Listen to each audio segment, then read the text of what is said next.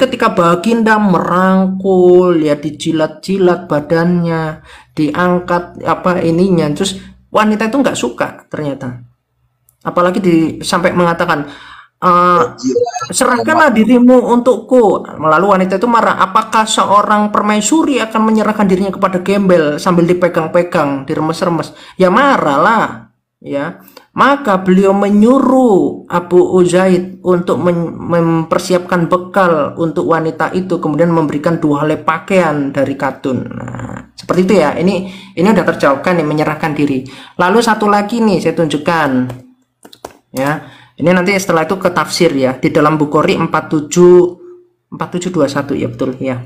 Ini dikatakan gini, Khawlah binti Hakim adalah termasuk salah seorang dari para wanita yang telah menghibahkan dirinya kepada Nabi SAW. Maka Aisyah, istri tercintanya baginda, itu berkata, tidaklah seorang wanita itu merasa malu saat menghibahkan dirinya kepada seorang laki-laki. Ini pernyataan Aisyah. Maka ketika ayat ini turun, turji'u man tasya'u minhunna, aku berkata, wahai Rasulullah, tidaklah aku melihat robmu. Kita tahu semua memang Allah itu nggak bisa dilihat. Eksistensinya aja umat Islam masih mempertanyakan Allah ada atau tidak. Tetapi di sini poin yang penting dikatakan apa? Kecuali Allah mempercepat hasrat Anda. Jadi tidak melihat Allah kecuali Allah yang mempercepat hasrat Anda. Makanya umat Islam kalau ditanya apa mukjizatnya Muhammad? Al-Quran. Al-Quran model begitu mukjizat. Pokoknya mukjizat gitu. Bukti arkeologinya apa? Kagak ngerti. Mukjizatnya Muhammad selain itu apa? Pernah membangkitkan orang mati? Enggak, itu mukjizatnya Isa. Lah terus Allahmu apa mukjizatnya? Kata Aisyah, Allah itu hanya mempercepat hasrat Muhammad gitu. Ya. Oke, cukup. Nah, jangan kelamaan, saya tunjukkan terakhir ini di dalam tafsir ya. Nih. Mat, gantian ya, Mat. Gantian. Sebentar. Ini saya tunjukkan tafsirnya. Kamu udah lebih loh, kamu dari tadi. Enggak. Maksudnya biar padat gitu. Tunggu tafsir. Iya. Ini terakhir. Ini kan aku tunjukkan tafsir supaya nanti mendalami ya, teman-teman ya. Nah, ini saya bukakan tafsirnya ya. Nih, tafsirnya jilid 14 ya. Jilid 14 Imam Al-Qurtubi. Di sini bentar ya. Surah bentar. Surah 33 bentar ya. 33 ayat 50 ya. Oke. Coba kita search. Nah, ini ketemu nih. Ini halaman 512 ya. Jadi di sini yang kita highlight tadi itu ya, kalau Nabi mau mengawininya sebagai pengkhususan bagimu, bukan untuk semua orang mukmin, itu dijelaskan ya. Nah, ini di dalam Imam Al-Qurtubi lantas dijelaskan dengan begitu gamblang ya. Nih, setelah kita langsung aja ya, perhatikan baik-baik, tarik nafas, keluarkan pelan-pelan. Nih. Di sini dijelaskan ada hal-hal yang dihalalkan bagi Nabi, jumlahnya sekitar 16 macam, yaitu ya. Ini saya langsung aja ya. Yang keempat ini, menikahi lebih dari 4 istri, tahu semua umat Islam. Yang kelima, nikah dengan lafaz hibah atau penyerahan diri. Ini masih diomongnya nikah loh. Ya, nikah tanpa wali disebutnya nikah. Ini seperti Zainab itu ya, tanpa wali, tanpa saksi, tanpa mahar.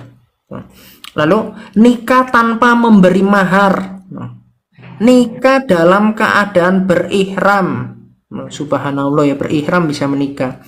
Terus apabila mata beliau tergerak pada seorang wanita, maka suami wajib mentalak istrinya atau menceraikan istrinya untuk beliau. Jadi kalau saya ngelirik nih istrinya Pak Jack Sufi harus menceraikan istrinya, memberikan kepada saya. Oh, bisa dibunuh sama. Nggak begitu itu.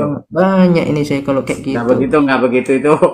Tuh, gak percaya, coba dibaca lagi ya kita nih. Pelan-pelan ya dibacanya nih. Apabila mata beliau tergerak pada seorang wanita, PDF sih soalnya. Suami wajib mentalak istrinya untuk beliau. Nih jelas. Dan Nabi SAW halal menikahi wanita tersebut. Nah, terus Ibnu Arabi berkata, beginilah yang dikatakan oleh Imam Al-Haramain. Penjelasan serta contohnya sudah banyak disebutkan oleh para ulama, yaitu cerita Zaid dan istrinya. Subhanallah. Saya bisa tunjukkan di dalam tafsir Qurtubi juga, Muhammad itu memang menikahi Zainab itu tanpa wali, tanpa mahar, tanpa saksi. Kata Muhammad, walinya itu Allah.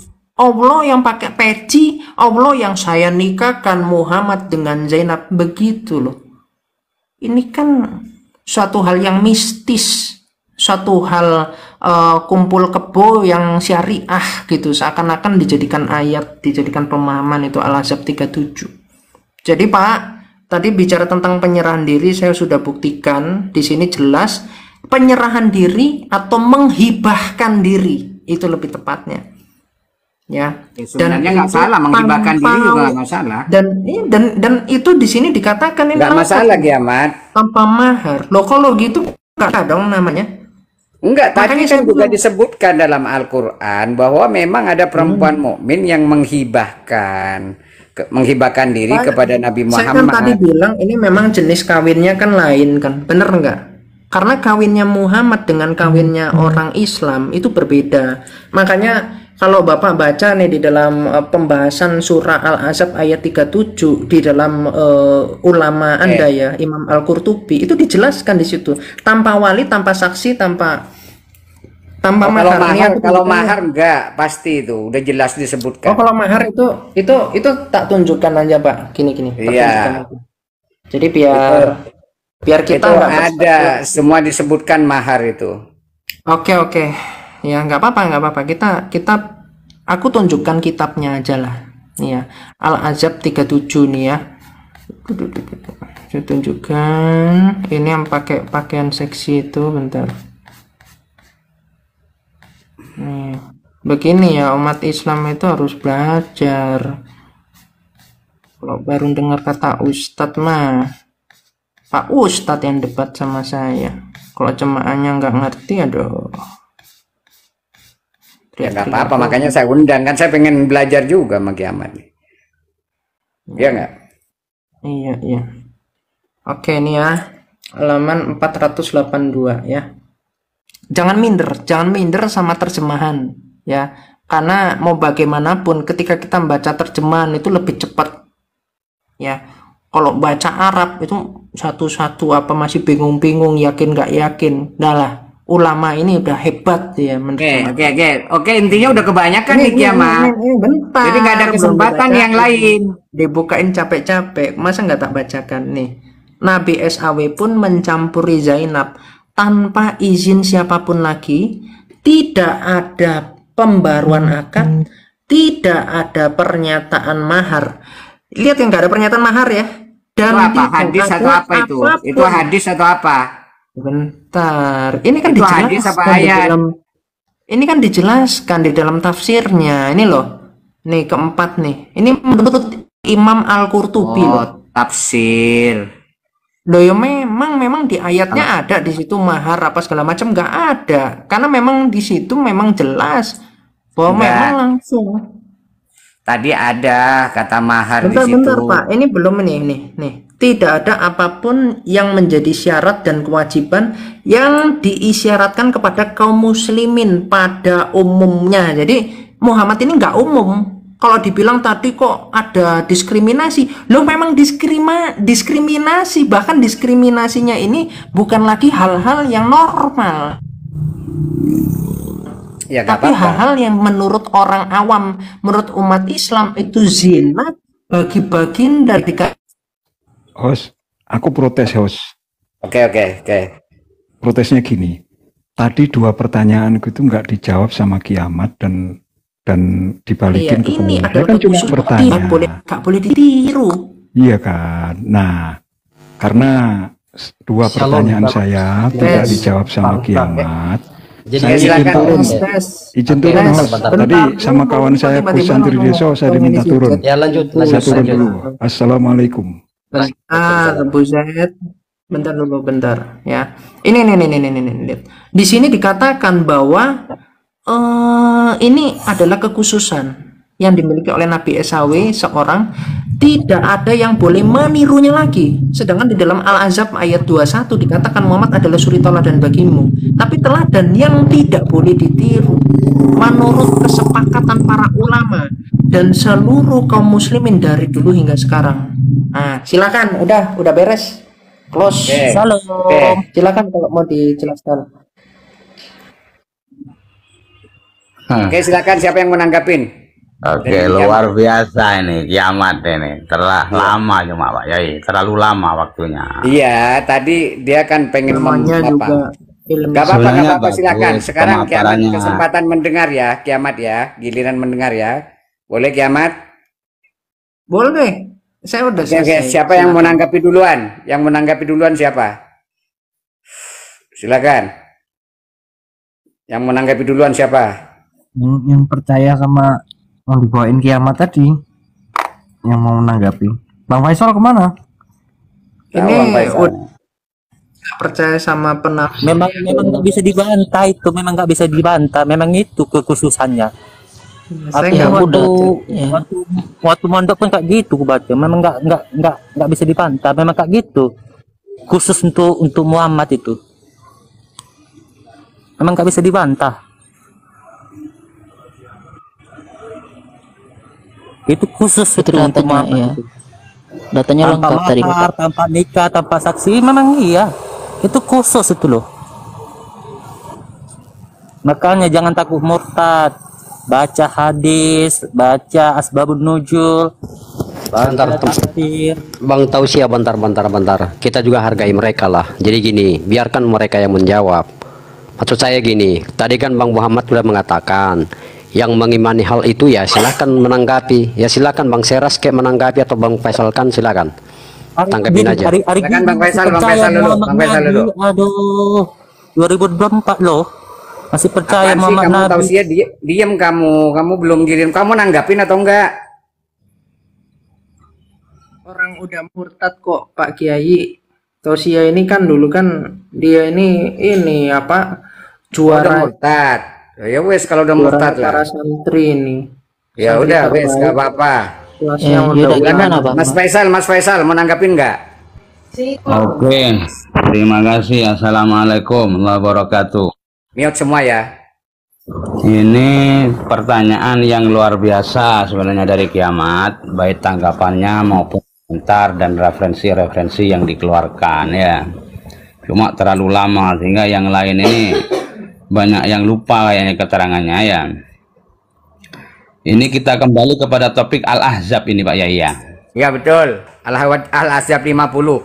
Nah, Al-Ahzab 50 Izin ini motong dikit, tapi kalau boleh Pak pakai data ya, supaya kita yang menonton juga Ya, teredukasi. iya udah itu dia Ustadz itu. Ustadz Oke, itu. silakan ya silakan. Ya, yang kafa ya, dalam umat. jadi kalau tentang Al-Ahzab 50 ini kita memang tidak bisa pungkiri ya, bahwa ada kekhususan yang diberikan kepada Nabi yang dalam hal pernikahannya itu tanpa sebuah mahar ya. Baik kita lihat dalam tafsir Ibnu Katsir juga dikatakan bila mahrin, tanpa mahar memang.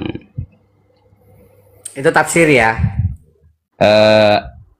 Iya, tafsir tetap mengacu kepada teks Al-Qur'annya Pak Yai ya. Ini Pak Faisal udah bertentangan sama Pak Kiai Jek Sufi nih. Ya. Soalnya saya Pak tadi Kiai nggak melihat. nggak mungkin. Oke, Nabi nggak pakai kiamat. mahar. Gini, oke. Ah. Oke, nggak apa-apa. Di kalangan para asatid juga boleh berbeda pendapat. Karena saya tadi nggak melihat tafsir memang. Saya melihat dari teks. Dari teks itu idza arada ayyastangkihaha. Harus tahu asbabun nuzulnya Pak Kiai. Betul. Ya, Kalau Pak. Anda memahami dari asbabun nuzulnya, baca dari ayat 37 sampai 40 dan Oke, paham. seterusnya, baca hadis Oke, nanti lanjut. paham. Karena penafsir itu Lanjut nggak Faisal, sembarangan. Bang Faisal. Nah, itu dari Qurano ya. Quran ini apa? Arab Saudi, itu Kementerian Arab Saudi. Ya udah terusin dulu Bang Faisal biar kita dengar dulu. Jadi dalam ayat ini kan dikatakan wamra'atan mu'minatan, seorang wanita yang mukmin, in wahabat nafsaha ketika memberikan dirinya untuk Nabi, in aroda, apabila berkehendak Nabi ayastangkihaha, untuk menikahinya. Nah, Ibnu Katsir memberikan komentar, wa yuhillu laka ya ayuhan nabi almar'ata almu'minata in wahabat nafsaha bi ghairi mahrin, ya. Ini kan jelas memang tanpa sebuah mahar. Nah, dalam konteks ini para ulama kita sepakat bahwa salah satu kekhususan daripada baginda Nabi Muhammad SAW adalah pernikahan yang tanpa mahar.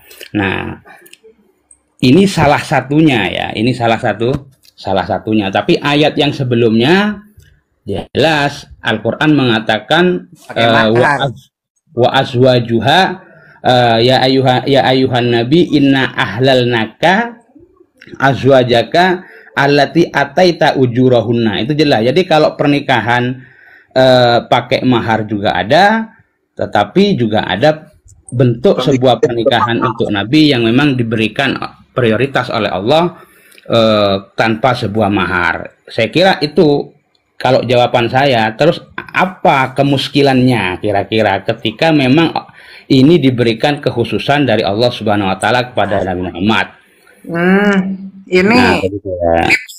Ini sebetulnya udah bagus, tapi kapasitas mengingatnya kurang ditingkatkan. Jadinya sayang sekali, ya. Maksudnya gimana, Kiamat?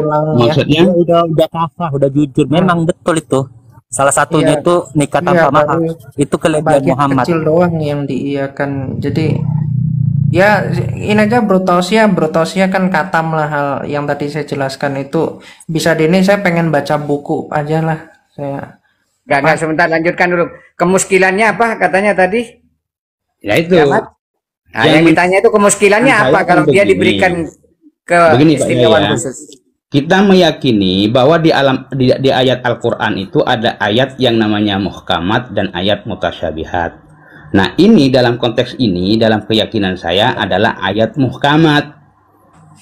Ayat yang sangat jelas baik makna maupun yang dimaksud di dalamnya. Jadi tidak perlu kita takwil dan kita terjemahkan ke lain lagi. Kalau adanya begitu ya sudah begitu, gitu lah. Nah, kemuskilan yang mau digugat itu apa kira-kira? Itu maksud saya. Itu aja.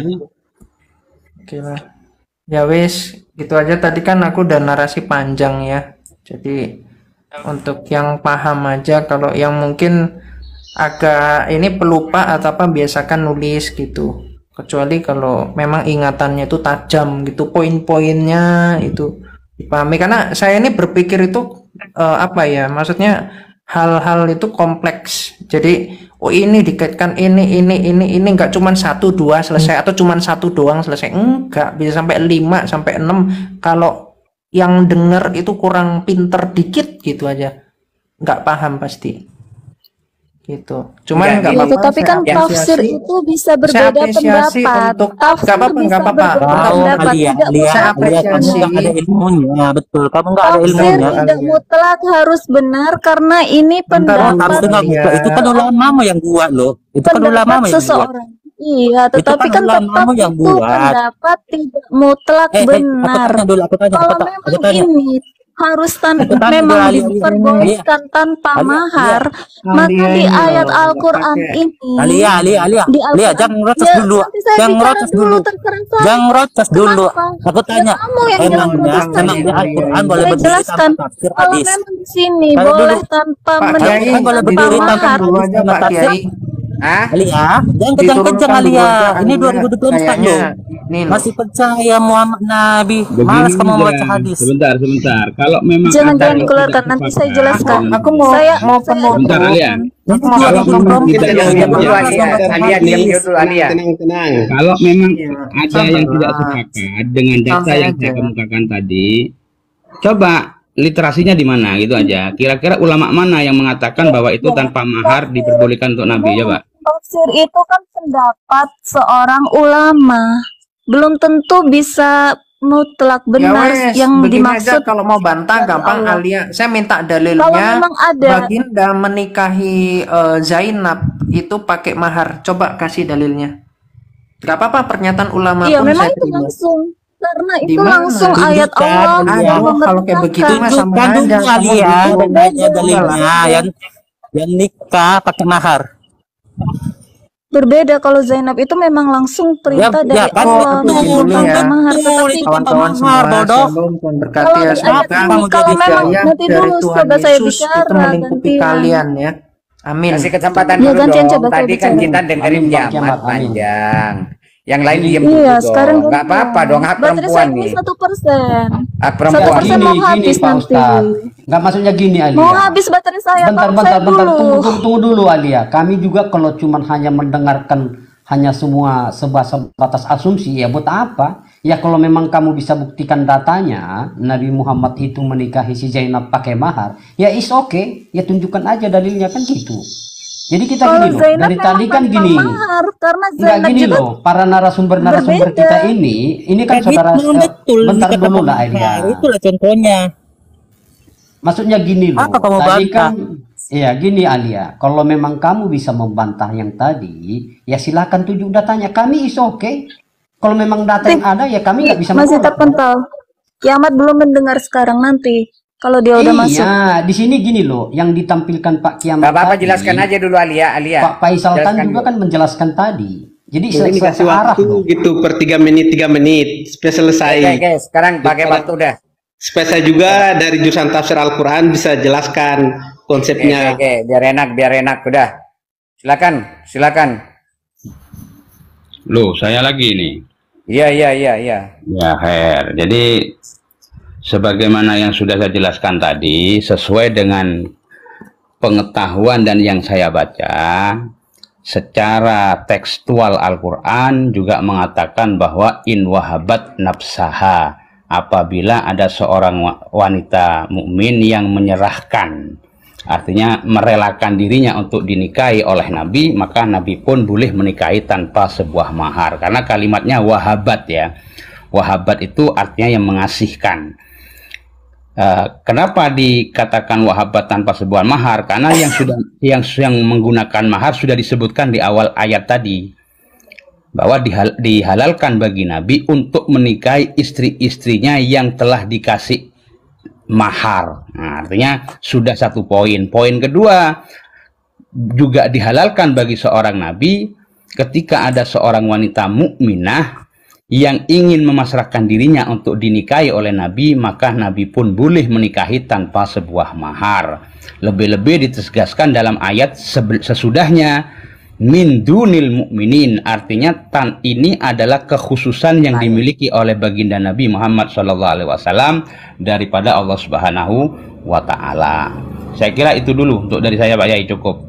Nah, untuk masalah kemuskilan nanti bisa apa kira-kira kemuskilan yang ada di ayat itu apa ketika memang prioritas itu diberikan Nabi, diberikan oleh Allah kepada Nabi, apa keberatan kita gitu loh. Kemuskilannya gini, berdasarkan kiamat tadi, kan Nabi Muhammad uswatun hasanah.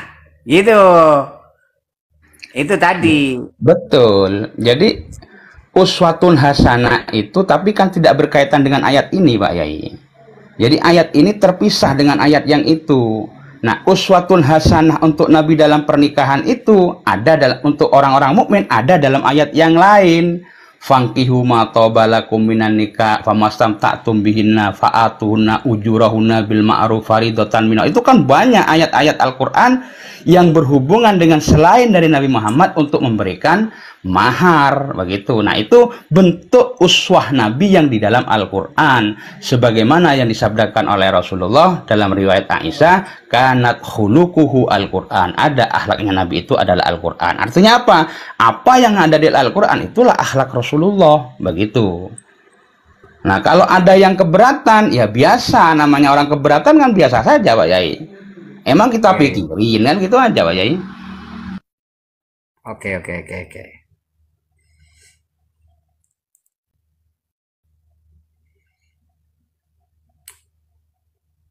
Oke, sekarang tuh giliran Alia, silakan puas-puasin berdalil.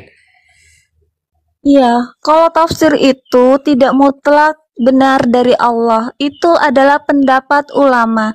Dan pendapat itu juga kalau tanpa mahar itu tidak ada keterangannya. Kalau memang ada keterangannya di ayat ini yang ditulis tanpa mahar, maka sudah jelas memang mutlak benar tanpa mahar. Tetapi di ayat ini tidak ada keterangan kalau Nabi itu menikahi mereka tanpa mahar. Makanya saya tidak sependapat dengan ahli tafsir yang mengatakan kalau Nabi menikahi wanita-wanita yang menyerahkan dirinya kepada Nabi tersebut tanpa mahar. Karena kalau memang tanpa mahar harus ada ayatnya di sini jelas Allah akan menulis dengan jelas perkataan tanpa mahar itu. Kenapa Allah tidak menulis? Berarti ini menikah seperti menikah yang lainnya yang menggunakan mahar. Tetapi kenapa di sini disebut sebagai penghususan bagi Nabi? Maksudnya penghususan wanita-wanita yang menyerahkan dirinya kepada Nabi itu maksudnya. Kan tidak semua orang mau menyerahkan diri, maksudnya menawarkan diri untuk dinikahi kepada seorang laki-laki, kan tidak semua wanita yang ingin. Tetapi Allah memberikan pengkhususan ini kepada Nabi karena Nabi itu derajatnya lebih tinggi dibandingkan dengan laki-laki mukmin lainnya. Makanya ini disebut sebagai pengkhususan. Tetapi kalau yang dipermasalahkan di atas kenapa memakai mas kawin, karena ini kan sudah menjadi istri Nabi. Kalau yang ayat di atas, sesungguhnya kami telah menghalalkan bagimu istri-istrimu yang telah engkau berikan mas kawinnya. Maksudnya ini istri-istri yang Nabi sudah nikahi, sedangkan yang di bawah kan berbeda. Nabi belum menikahi mereka karena mereka wanita yang menyerahkan dirinya untuk dinikahi oleh Nabi. Jadi memang ini belum dinikahi oleh Nabi. Jelas maksudnya berbeda tadi. Kenapa? Maksudnya karena di atas sudah ada mas kawin terus di bawah tidak memakai mas kawin. Menurut saya itu bukan alasannya. Karena kan ini belum Nabi nikahi, jadi ya memang nggak termasuk di ayat di atas. Kalau ayat yang maksudnya ayat yang awal-awal itu memang karena Nabi sudah menikahi istri-istri itu yang telah diberikan mas kawinnya. Kalau di bawah kan ini yang baru akan dinikahi oleh Nabi. Jadi memang tetap ada mas kawin karena tidak ada penjelasan dari Allah tanpa mas kawin. Kalau memang ada penjelasan dari Allah tanpa mas kawin, mutlak itu memang benar tanpa mas kawin. Jelas Allah akan menerangkan di sini kalau memang itu memang boleh tanpa mas kawin. Mana mungkin Allah tidak menulis ayat di sini tanpa mas kawin? Tidak itu mungkin. Tadi yang saya Jadi jelaskan. itu pendapat tafsir seseorang, jangan langsung diterima karena kan hanya pendapat seseorang, tidak mutlak ayat dari Allah. Kalau ayat dari Allah kita terima. Ya, shalom. Sebelumnya shalom juga. Tapi gini loh, tanpa menampilkan juga memang sesuai dengan ayat-ayat Al-Quran memang banyak ayat-ayat khusus memang dikhususkan bagi Nabi. Salah satu contohnya di Al-Ahzab 54. Di Al-Ahzab 54 kan dikatakan bahwa setelah sepeninggalnya Nabi, kaum mukmin itu nggak diperbolehkan untuk menikahi janda-jandanya Nabi Muhammad. Nah, pertanyaan saya gini loh. Kalau memang nggak diperbolehkan saat itu kan si Bunda Aisyah itu kan masih muda, ditinggal muda wafatnya. Kalau nggak salah dia usianya masih usia 20 tahun. Nah, bagaimana dia melampiaskan hawa nafsunya sebagai perempuan karena dia sudah pernah menikmatinya, dia nggak diperbolehkan menikah lagi. Nah, itu memang sebenarnya kalau memang kita baca ayat-ayat Al-Quran memang banyak ayat-ayat yang kekhususan bagi Nabi Muhammad. Salah satunya itu yang tadi itu Al-Ahzab 37. Baru yang kedua di Al-Ahzab yang 54. Ya kalau nggak larangan Aisyah menikah itu wajar lah, nggak masalah itu. Nggak gini bang, masalahnya gini Pak Ustadz. Masalahnya kan si Aisyah pada waktu itu kan masih usia muda. Nabi Muhammad meninggal kan di Aisyah masih usia muda. Nah kalau kita sama seperti yang kalian dalilkan kepada kami, kan Allah itu kan mengatakan seorang laki-laki dan seorang istri harus menikah. Nah kalau memang harus begitu, kenapa Allah mengkhususkan baginda bahwa mantan istrinya itu nggak boleh menikah lagi, sementara si Aisyah pada waktu itu masih muda. Nah kalau memang istri-istri yang lain kan sudah tua ya nggak masalah juga. Tetapi yang jadi problem di sini kan si Aisyah masih muda, Pak Ustadz. Ya, itu untuk menjaga kehormatan istri Nabi gitu loh. Nah yang Dan jadi problem gini loh Pak Ustadz, kenapa saya bawakan masalah nggak nikah itu bisa disiasati dengan puasa bang. Iya, gini Pak Ustadz, saya tahu mengerti pengertian Pak Ustadz, tapi kadangkala kenapa saya bawa dalil itu? Karena saudara-saudara Muslim yang lain selalu menekankan, contoh nih Rasul Paulus. Kalau memang Rasul Paulus itu nggak menikah, lalu bagaimana dia memuaskan hawa nafsunya? Kenapa saya bawa dalil itu? Saya membuka hati dan pikiran umat Islam yang lain supaya kalian itu jangan berpikir keselangkangan terus. Sebab Tuhan, kalau memang kita benar-benar bertekun kepada Tuhan, ya hawa nafsu itu boleh ditahan kok. Nah sama halnya dengan itu ya, secara logika akal sehat memang ya Bunda Aisyah itu kalau memang dia walaupun ibaratnya saya nggak mengimani Allah itu sebagai Tuhan, tetapi secara logika akal sehat kalau memang kita kepercaya kepada Tuhan ya hawa nafsu itu kita bisa tahan. Nah kenapa saya bawakan dalil itu untuk membuka pola pikir umat Islam itu yang jangan botol. Itu maksud saya Pak Ustadz. Jangan berpikir selangkangan mulu. Itu maksud saya Pak Ustadz. Nggak ada niat mau lain-lain. Betul. Jadi memang nggak harus bisa ditahan dengan puasa lah kalau urusan itu. Iya. Assalamualaikum, boleh masuk? Boleh. Gantian Bang. Oke, udah habis itu. Oke, sudah habis. Selesai sekian. Makasih ya Bang ya. Oke. Ya pokoknya diskusi santuy aja enak lah tanpa menghujat gitu loh. Oke, silakan apa tausiah nih yang mau disampaikan? Halo? Saya ingin membantah Aliyah yang katanya tafsir itu tidak semua yang benar. Oke, saya tanya, apakah Al-Quran bisa berdiri tanpa tafsir dengan hadis? Bagaimana mungkin kamu tahu isi Al-Quran kalau tidak dibantu dengan tafsir dengan hadis? Yang kedua, saya pendapat dengan Mas Bro Bintang itu tadi. Memang betul ada kekhususan untuk Muhammad kawin tanpa mahar. Memang betul itu. Saya udah pernah baca itu. Bahkan di dalam hadis juga betul yang ditunjukkan oleh Muhammad itu, yang ditunjukkan oleh Bang Kiamat itu betul hadisnya itu. Itu aja. Aku pengen jawaban dari Alia. Apakah Al-Quran bisa berdiri sendiri tanpa tafsir dan hadis? Bagaimana kamu? Oke, kita lanjut. Nanti biar dijawab. Silakan Bang Samsul. Assalamualaikum warahmatullahi wabarakatuh. Oke, mungkin saya mewakili Alia ya. Di dalam teori tafsir, saya kan alumni UIN Sunan Kalijaga jurusan tafsir Al-Quran hadis. Al-Quran dan hadis itu itu adalah satu kepaduan. Dia begini, bagaimana ya? Hadis itu kan Al-Quran yang berjalan, artinya penjelasan dari Al-Quran begitu. Dia lanjut ya. Jadi ini adalah satu paduan.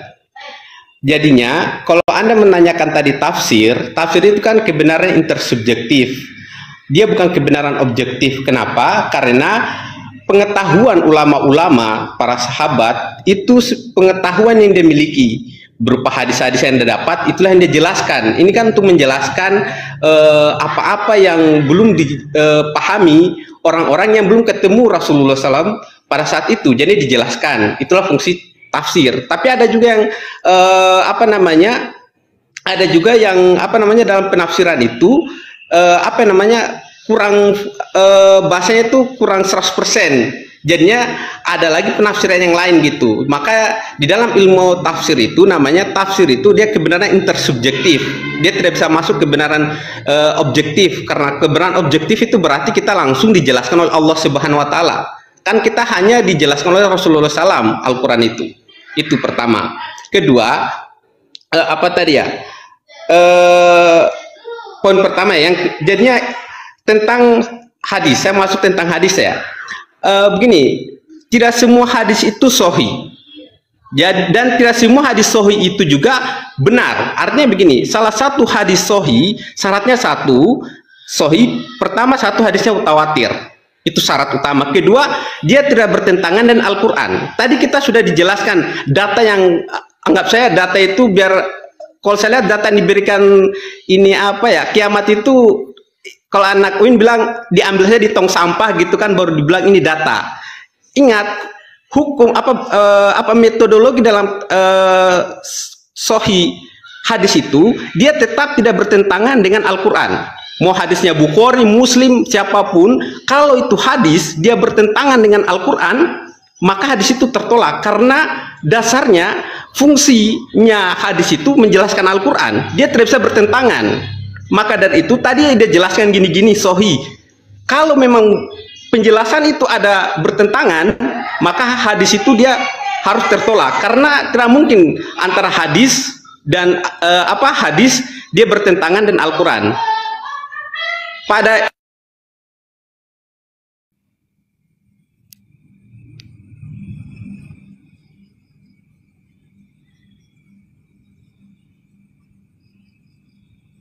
Loh, waktu saya nih, Pak Yai. Bang Sarul, gimana menyikapi itu Al-Ahzab? Apa benar tanpa mahar Nabi itu? Ya kalimat mahar aja ada nggak di Quran? Nggak ada itu. Yang kedua, kalau di surat An-Nisa dikatakan sodakoh ya bahasa Arabnya. Kalau yang di Al-Ahzab tadi ajr atau imbalan. Dan itu ayat nubuah bukan ayat risalah. Diawali dengan ayuhan Nabi bukan ayuhan Rasul. Al-Ahzab ayat berapa tadi? 50. Bentar, anak buka ya. Ya ayuhan Nabi emang itu kekhususan Memang, pada Nabi kata. Ayat nubuah bukan ayat risalah. Berarti tidak berlaku untuk orang-orang mukmin secara umum. Itu maksudnya kan? Iya, dan di zaman Nabi pun jika ada yang mau,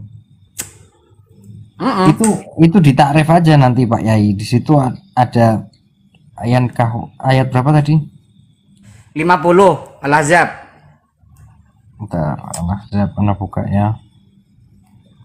Tadi ada yang tanya apakah Quran bisa berdiri sendiri tanpa hadis? Sangat bisa. Sangat bisa. Itu jawaban untuk siapa tadi itu? Bang Tausia. Tausia udah kabur ya? Iya. Di sini dikatakan in arodan Nabi. Jika ada yang datang untuk menyerahkan, kalau nabinya mau dinikahi. Iya. Gitu loh. Bukan Nabi itu saya memaksa jelaskan begitu tadi. Bukan Nabi memaksa orang di jalan buat nikah. Iya makanya. Kalau ada yang datang ke Nabi, itu pun kalau nabinya mau. Gitu loh. Dan penggunaan ayat tangkihaha itu aja udah merujuk kepada mahar nikah gitu. Makanya itu pun kekhususan kalau ada yang menyerahkan, bukan Nabi maksa-maksa orang. Ayatnya in arodan Nabi. Kalau Nabi mau. Sebelumnya apa? Kalau ada perempuan mukmin yang menyerahkan jiwanya atau jiwa raganya ke Nabi, kalau Nabi mau itu bisa dinikahkan di ayat 50. Kalau merekanya nyerahkan baru ke Nabi gitu loh, bukan nabinya nyari-nyari di jalan. Makanya kalau mau yang dilawan tafsir ya suruh ngelawan tafsirnya. Qurannya bener kok. Nah, oke. Ini ku santri, dari tadi nih. Assalamualaikum warahmatullahi wabarakatuh. Waalaikumsalam. Itu periwayatannya banyak ya yang menjelaskan tentang kalimat kholisatan min dunil mu'minin. Itu diantara lain Imam Ahmad mengatakan telah menceritakan kepada kami Ishaq, telah menceritakan kepada kami Malik dari Abu Hazm, dari Sa'ad ibnu Sa'id bahwa Rasulullah SAW pernah kedatangan seorang wanita. Lalu wanita itu berkata, wahai Rasulullah, sesungguhnya aku serahkan diriku kepadamu. Maka Rasulullah SAW menjawabnya, dan wanita itu berdiri saja dalam waktu yang cukup lama. Artinya tidak direspon. Jadi ada wanita minta dinikahi ke Nabi, nabinya nggak merespon. Itu sesuai dengan Al-Ahzab tadi. Apabila Nabi Muhammad mau menikahinya, karena wanita tadi sudah menawarkan, Nabi tidak merespon. Kemudian ada laki-laki yang mengetahui hal itu kemudian berkata, wahai Rasulullah, kawinkanlah aku dengan dia jika engkau tidak berhajat kepadanya.